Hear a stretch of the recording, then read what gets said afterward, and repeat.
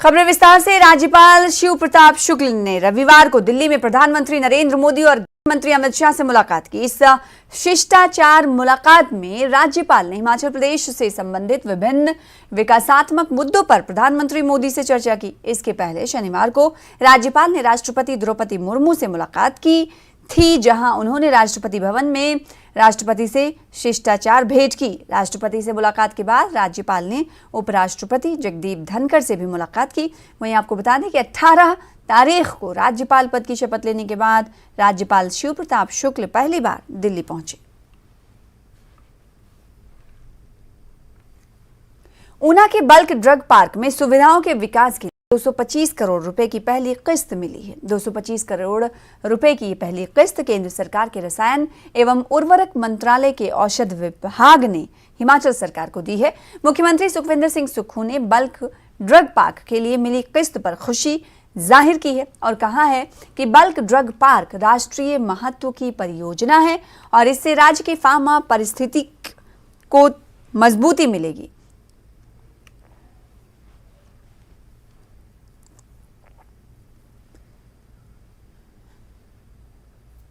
तो ऊना के bulk drug park में सुविधाओं के विकास के लिए 225 करोड़ रुपए की पहली किस्त मिली, जिसका विधायक विक्रम ठाकुर ने केंद्र सरकार का आभार जताया है, जिस पर साथ ही उन्होंने कांग्रेस पर भी बल्क ड्रग पार्क के शिलान्यास के दौरान किए गए दुष्प्रचार को लेकर जमकर हमला बोला। विक्रम ठाकुर ने कहा कि मौजूदा सरकार के नुमाइंदों ने इसी बल्क ड्रग पार्क को रोकने के लिए हर संभव प्रयास किया। इस दौरान विधायक सतपाल सिंह सत्ती और HPSIDC के पूर्व उपाध्यक्ष प्रोफेसर राम कुमार भी मौजूद रहे। श्री मोदी जी ने शिलान्यास किया था तो ये बोला गया था कि ये केवल और केवल इलेक्शन स्टंट है, ये केवल चुनावों के कारण से हो रहा है। और आज जब ये पहली किस्त ये आ गई है, मैं आपके मध्य में यही कहना चाहता हूं कि सबसे पहले मैं आदरणीय मोदी जी का धन्यवाद करना चाहता हूं और भारतीय जनता पार्टी की सरकार है और भारतीय जनता पार्टी के नेता जिनकी ये सोच है कि प्रदेश को आगे बढ़ाने के लिए सरकारें नहीं देखी जाती। उस समय यह नहीं देखा जाता कि प्रदेश में कोई प्रोजेक्ट दिया गया है लेकिन सरकार दूसरी है तो उस प्रोजेक्ट को रोक दिया जाए। उसका जीता जागता उदाहरण आपके सामने बल्क ड्रग पार्क की पहली इंस्टॉलमेंट जो है वो अभी आपको दी गई है। आगे बढ़ेंगे। डी नोटिफिकेशन के खिलाफ बीजेपी ने पूरे प्रदेश में सरकार के खिलाफ मोर्चा खोल दिया है, जिसमें अब बीजेपी ने डी नोटिफिकेशन के खिलाफ पूरे प्रदेश में 28 फरवरी तक हस्ताक्षर अभियान चलाने का फैसला लिया है। फिलहाल बीजेपी 69 मंडलों में हस्ताक्षर अभियान चला रही है और बताया जा रहा है कि 28 फरवरी के बाद बीजेपी के तमाम बड़े नेता जिला मुख्यालयों में सरकार के खिलाफ धरना प्रदर्शन करेंगे।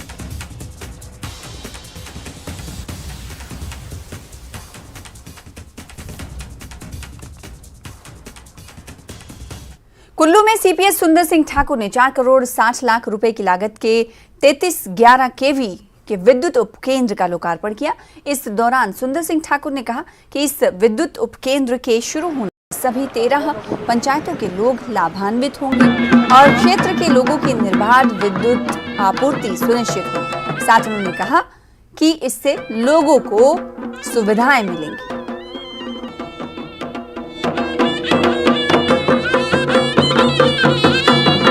सबसे पहले तो मैं जो विद्युत सब स्टेशन का जो लोकार्पण अभी यहाँ 33/11 सब स्टेशन बुट्ठी में जो दड़का नामक स्थान में लगवैली के लिए है, लगवैली की जनता को इसकी बधाई देता हूँ। और ये जो वर्तमान में लगवैली में जो सब स्टेशन 33/11 kV का सब स्टेशन से कुल्लू 11 kV फीडर के माध्यम से विद्युत आपूर्ति जो की जा रही थी, अब जो इस फीडर के अत्यधिक लंबे होने के कारण कई बारी क्षेत्र की विद्युत आपूर्ति में व्यवधान पैदा होता था। सुक्खू सरकार ने खेलों को बढ़ावा देने के लिए बड़ा फैसला लिया है, जहां प्रदेश के सरकारी स्कूलों में अब शनिवार को पढ़ाई नहीं, सिर्फ खेलकूद प्रतियोगिता आयोजित होगी। बता दें कि स्कूलों में इंटर कॉलेज खेलकूद प्रतियोगिता करवाई जाएगी। स्कूलों में खेल के लिए जो सुविधाएं हैं उसके अनुसार गेम खिलवाए जाएंगे। शनिवार को volleyball, basketball, kabaddi, kho kho, hockey, football के अलावा एथलेटिक गेम्स खेली जाएंगी। प्रदेश सरकार की ओर से जारी नोटिफिकेशन के अनुसार इसमें हर स्कूल पार्टिसिपेट करेगा। ये स्कूल के प्रिंसिपल और मुख्य अध्यापक की जिम्मेदारी होगी।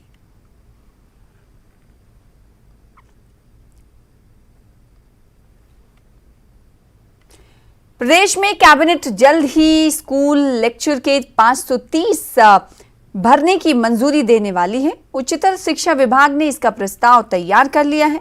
बड़ी खबर आपको दे रहे हैं, प्रदेश में कैबिनेट जल्द ही स्कूल लेक्चर के 530 लेक्चरर्स को भरने की तैनात करने की मंजूरी दे सकती है। उच्चतर शिक्षा विभाग ने इसका प्रस्ताव भी तैयार कर लिया है और सरकार को भेज दिया है। जल्द ही इसे मंत्रिमंडल की स्वीकृति के लिए भेजा जाएगा।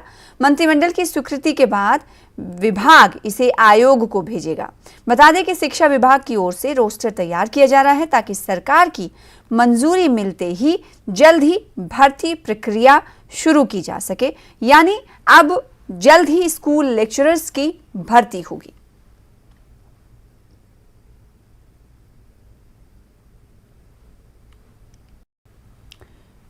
धर्मशाला में G20 समिट के कार्यक्रमों के लिए बीजेपी की ओर से 11 सदस्यीय कमेटी के प्रमुख विपिन परमार ने कहा है कि भारत को G20 की मेजबानी मिली है। इसकी एक बैठक 19 और 20 अप्रैल को धर्मशाला में भी होनी सुनिश्चित हुई है और ये हिमाचल प्रदेश की दूसरी राजधानी धर्मशाला को प्रधानमंत्री नरेंद्र मोदी की बहुत बड़ी सौगात है।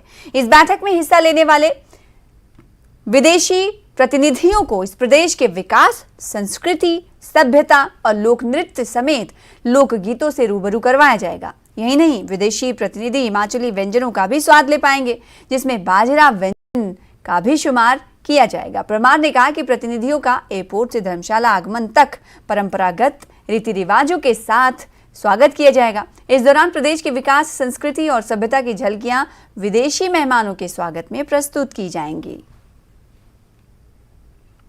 आगे बढ़ेंगे, शिमला नगर निगम के चुनावों का ऐलान जल्द हो सकता है। बता दें कि अप्रैल में चुनाव की घोषणा हो सकती है। अप्रैल के अंतिम सप्ताह या मई में नगर निगम के चुनाव होने की संभावना है। वहीं प्रदेश में 2024 के लोकसभा चुनाव से पहले ये चुनाव काफी अहम माने जा रहे हैं। कांग्रेस का कहना है कि इन चुनावों के लिए पार्टी पूरी तरह से तैयार है और जीत का भी कांग्रेस दावा कर रही है कि शिमला शहर में कांग्रेस कई गुटों में बटी हुई नजर आ रही है। कांग्रेस की गुटबाजी जारी रही तो भाजपा के पास निगम में कमबैक का मौका है। मुख्यमंत्री के मीडिया सलाहकार और कांग्रेस के प्रदेश उपाध्यक्ष नरेश चौहान ने गुटबाजी से साफ तौर पर इनकार किया है। उन्होंने कहा कि पिछले 5 सालों में नगर निगम में भाजपा काबिज थी, लेकिन भाजपा शहर का विकास करने के बजाय आपस में लड़ती रही और जनता को कुछ नहीं मिला।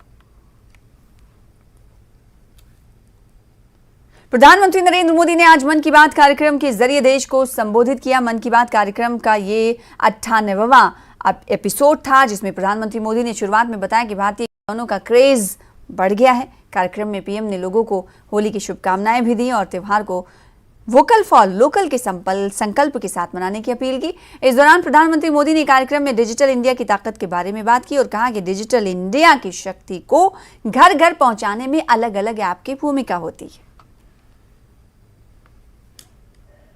मन की बात में जब भारतीय खिलौनों की बात हुई तो देश के लोगों ने इसे भी हाथों हाथ बढ़ावा दे दिया।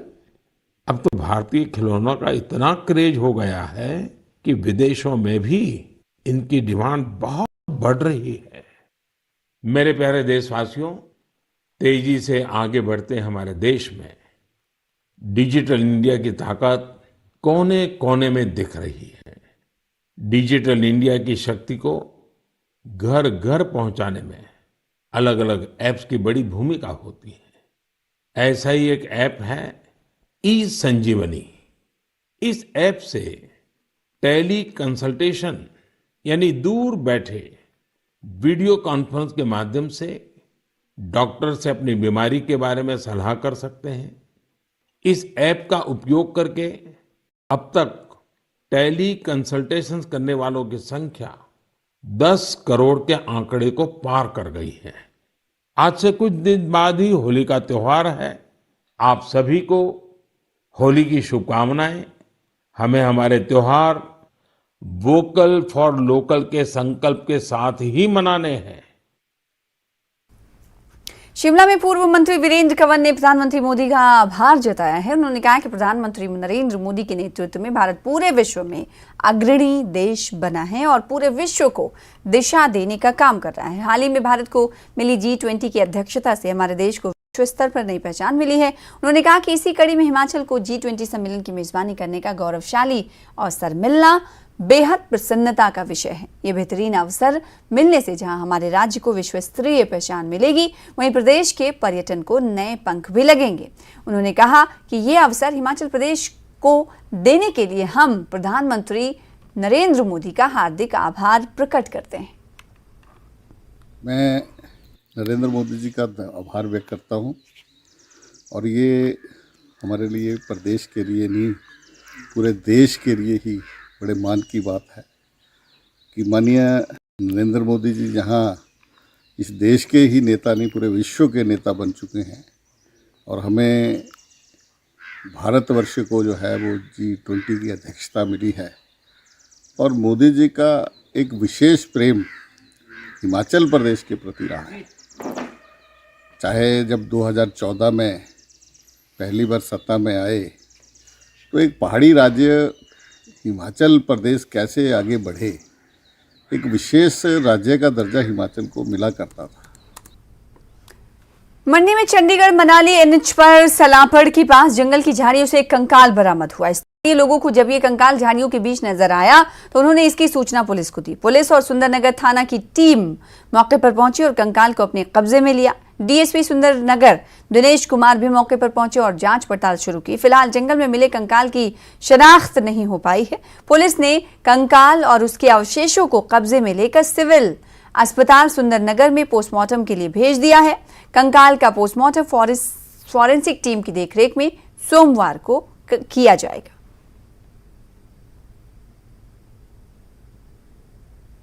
थाना सुंदरनगर पर इन्फॉर्मेशन मिली थी थाना पर कि एक डेड बॉडी कांगू के पास पड़ी है वहाँ पे, तो जिस पर इन्फॉर्मेशन मिलने पर थाना सुंदरनगर से SHO सुंदरनगर और चौकी इंचार्ज सलापड़ी यहाँ मौका पर पहुँचे थे और मौके पर हमने पाया कि एक अनआइडेंटिफाइड डेड बॉडी है जो कि पूरी तरह से डिकम्पोज हो चुकी है। तो उसको हमने पुलिस में कब्जे में ले लिया है और अब हम इसका कल पोस्टमार्टम करवाएंगे। तो उसके बाद हमारी जो आगे की इन्वेस्टिगेशन उसके बाद हम करेंगे। इसका बॉडी बाहर ओपन में पड़ी है और काफ़ी इसका पार्ट जो है वो पूरी तरह से डिकम्पोज हो चुका है। एक स्केलेटन ही बचा है लगभग, तो उसको हमने कब्जे में ले लिया है। बाकी हमने आसपास में सर्च किया है, एरिया को उसको कॉम्बिंग किया है, वहाँ में हमें कोई ऐसी चीज़ प्राप्त नहीं हुई है। मनाली में एक लकड़ी के मकान में आग लग गई और आग लगने से मकान में रखा हुआ सारा सामान जलकर राख हो गया, लेकिन गनीमत ये रही कि आग से किसी तरह का कोई जानी नुकसान नहीं हुआ है। फिलहाल अग्निशमन के कर्मचारियों और ग्रामीणों ने कड़ी मशक्कत के बाद आग पर काबू पा लिया है।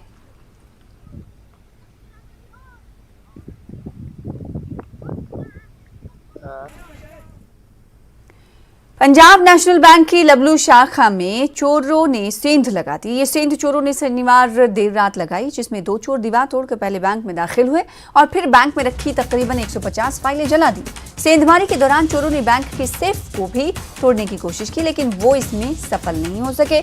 बताया जा रहा है कि चोर रात तकरीबन 3 बजे दीवार तोड़कर बैंक में दाखिल हुए और रुपयों की तलाश में बैंक के लॉकर को तोड़ने का प्रयास किया। हालांकि इस दौरान बैंक में लगे अलार्म सिस्टम की वजह से बैंक अधिकारियों के मोबाइल में मैसेज पहुंच गया, जिसके बाद अधिकारी मौके पर पहुंचे तो वहां गेट के अंदर से धुआं निकल रहा था। अधिकारियों ने फौरन इसकी सूचना दमकल विभाग और पुलिस को दी, जिसके बाद दमकल कर्मियों ने मौके पर पहुंचकर आग पर काबू पाया। इस मामले में पुलिस CCTV फुटेज के आधार पर चोरों की तलाश में जुटी है।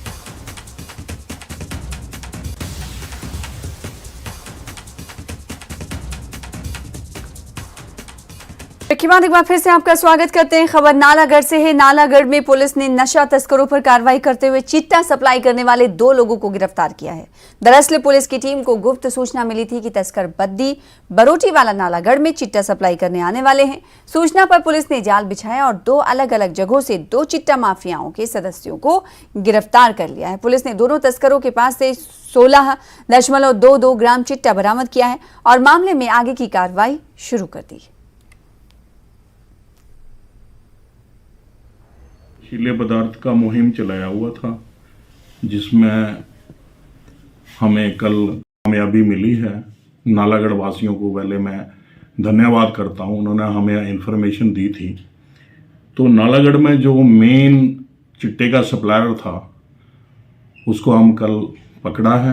काफ़ी भारी मात्रा में उसके पास नशीला पदार्थ हमें प्राप्त हुआ है। मैं नालागढ़ जनता के लिए बहुत आभारी हूँ, उनका धन्यवाद प्रकट करता हूँ कि जिन्होंने हमारे इस काम के लिए सहायता की। आगे भी अगर सहायता करते रहेंगे तो मैं ऐसे ही ये जो नशीले पदार्थ यूज़ कर रहे हैं, खुद भी लेते हैं और लोगों को भी देते हैं, उसको मैं पकड़ता रहूँगा। एचआरटीसी डिपो हमीरपुर में चालकों ने मांग पूरी होने पर निगम प्रबंधन का आभार जताया है। इस सिलसिले में चालकों ने डिपो कार्यालय परिसर में इकट्ठा होकर निगम प्रबंधन जिंदाबाद के नारे लगाए और अपनी खुशी जाहिर की। दरअसल निगम प्रबंधन ने एचआरटीसी के चालकों की वरिष्ठता सूची हाल ही में जारी की है। सूची जारी करने की मांग को लेकर लंबे समय से चालक यूनियन संघर्षरत थी। अब मांगे पूरी होने पर चालक यूनियन के पदाधिकारियों और सदस्यों ने निगम प्रबंधन और सरकार का आभार जताया है। काफ़ी समय से इसका नवीनीकरण हो रहा था और ये ज़रूरी हो गया था, क्योंकि कुछ समय पहले हमारे प्रदेश के प्रांतीय प्रधान जी श्री सत्या प्रकाश शर्मा जी 2.5 वर्ष सेवाएं देने के बावजूद भी हिमाचल प्रदेश में चालक ही रिटायर हो गए। बड़े दुख की बात है कि अन्य विभागों में भी 5, 7, 10 साल में पदोन्नति होती है, लेकिन एचआरटीसी के अंदर 26 और 28 साल गाने के बाद भी चालक ही रिटायर हो जाते हैं। मेरा निगम प्रबंधन से भी आपके चैनल के माध्यम से निवेदन है कि चालकों की ओर कृपया ध्यान दें कि चालकों की जो वरिष्ठता सूची होती है उसका नवीकरण किया जाए, क्योंकि ये वरिष्ठता सूची 2018 से लेके 2022 तक उसी सूची को 2018 वाली को अपग्रेड किया जाता था। मुख्यालय से वरिष्ठता सूची का नवीकरण किया गया, जो कि हमारे प्रांतीय प्रधान श्री मान सिंह ठाकुर को इसका श्रेय जाता है तथा निगम प्रबंधन का हम तहे दिल से धन्यवाद करते हैं। जिला चंबा के तहत आने वाली ग्राम पंचायत चंडी में धांधली को लेकर ग्राम पंचायत प्रधान ने विकासखंड अधिकारी चंबा को लिखित तौर पर शिकायत दी है। पंचायत प्रधान का कहना है कि पंचायत में कई कार्य ऐसे हैं जिनके बारे में पंचायत प्रधान को भी नहीं मालूम।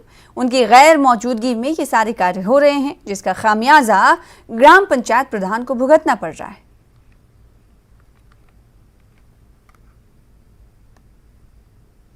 दिन पहले मेरे को इसके लिए नोटिस आया बीडीओ ऑफिस चंबा से कि आप 7 दिन के अंदर 1,88,000 जो उसको खर्च करें, नहीं तो ये इसके स्वयं आप जिम्मेदार होंगे।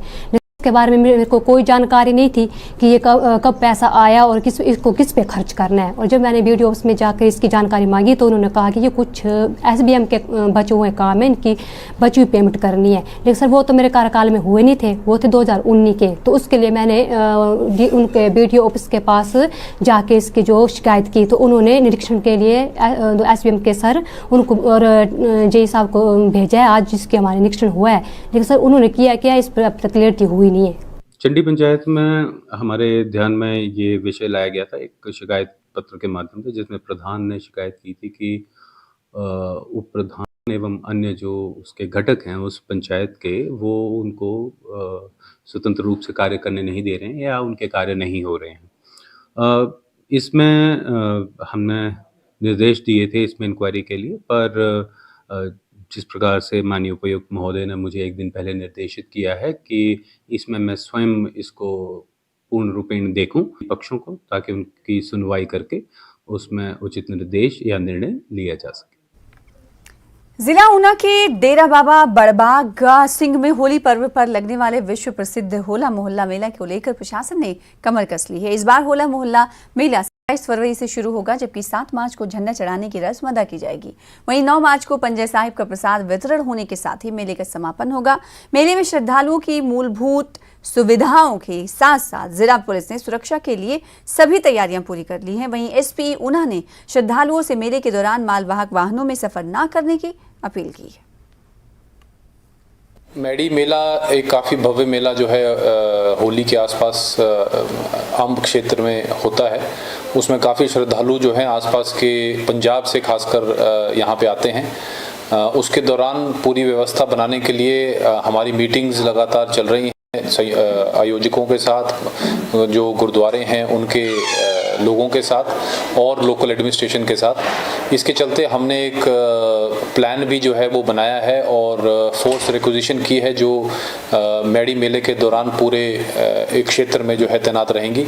हमने 10 सेक्टर इसमें बनाए हैं जिसको गेजेटेड ऑफिसर्स, पुलिस के गेजेटेड ऑफिसर्स जो हैं इसका नेतृत्व करेंगे, इसको देखेंगे।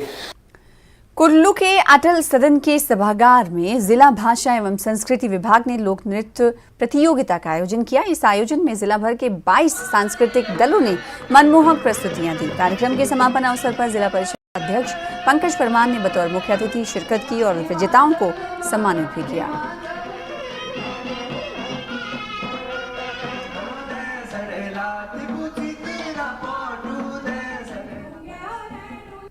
पूरा जिला कुल्लू में हर जगह से हमारी जो संस्कृति को बाहर लाएं और बहुत अच्छे कंपटीशन वगैरह यहाँ ऑर्गेनाइज कर रहे हैं, बहुत अच्छी तरह से काम कर रहे हैं। मैं इनका धन्यवाद करना चाहूँगा और ये हमारा सौभाग्य है कि हम जिला कुल्लू से संबंध रखते हैं और यहाँ पर जो जिस तरह की देवभूमि हमारी है, जो हमारा कल्चर है, ये हमारे लिए सौभाग्य की बात है। और हम भी कोशिश कर रहे हैं जिला परिषद की पूरी टीम कि अपनी जो संस्कृति आगे लाएं। इस पे भी हमने बहुत सारे प्रोग्राम चलाए हैं। युवा थॉन है एक आदर्श कुल्लू का जो हमने सपना देखा है, इसमें जिसमें हम सर्वे कर रहे हैं हर घर का, तो इसमें हमारा एक जो हमारा संस्कृति है उसमें भी हम जितने भी मंदिर हैं जो हमारी और जो जैसे हमारे पुराने गाने हैं, हमारा जो नृत्य है उसको आगे भाषा एवं संस्कृति जो विभाग के साथ हम और भी इसको अच्छी तरह से आगे करने की कोशिश कर रहे हैं। और अब खबर मौसम की। लाहौल घाटी में मौसम बदल गया है। दोपहर बाद यहां मौसम खराब होने के साथ बर्फबारी का दौर शुरू हो गया। बता दें कि लंबे अंतराल के बाद घाटी में बर्फबारी हो रही है। वही मौसम विभाग ने अगले 4 दिनों तक मौसम खराब रहने की संभावना जताई है और जिला प्रशासन ने मौसम को देखते हुए लोगों और वाहन चालकों को अनावश्यक यात्रा से बचने, साथ ही सावधानी बरतने की सलाह दी है।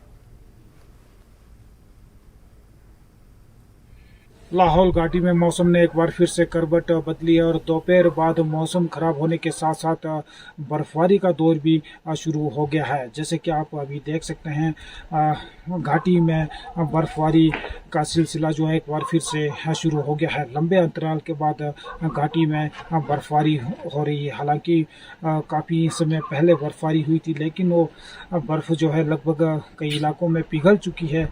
लेकिन अब देखना होगा कि ये बर्फबारी कितना एक और इस जो मौजूदा बर्फ में इजाफा कर पाती है। जिस प्रकार से मौसम विज्ञान केंद्र ने भी आज के बाद जो है 4 दिनों तक बर्फबारी की और बारिश की संभावना जताई है। हालांकि लाहौल स्पीति में इन दिनों बर्फबारी ही होती है, तो अब देखना होगा कि किस प्रकार से जो है ये बर्फ जो खेतीबाड़ी के लिए और किसानों बागवानों के लिए फ़ायदेमंद साबित होगी। न्यूज़ 18 हिमाचल के लिए लाहौल स्पीति से प्रेमलाल। फिलहाल इसी के साथ इस बुलेटिन में इतना ही। छोटे से ब्रेक के बाद देखिए जम्मू कश्मीर, हिमाचल, लद्दाख की और खबरें मेरे साथ। नमस्कार।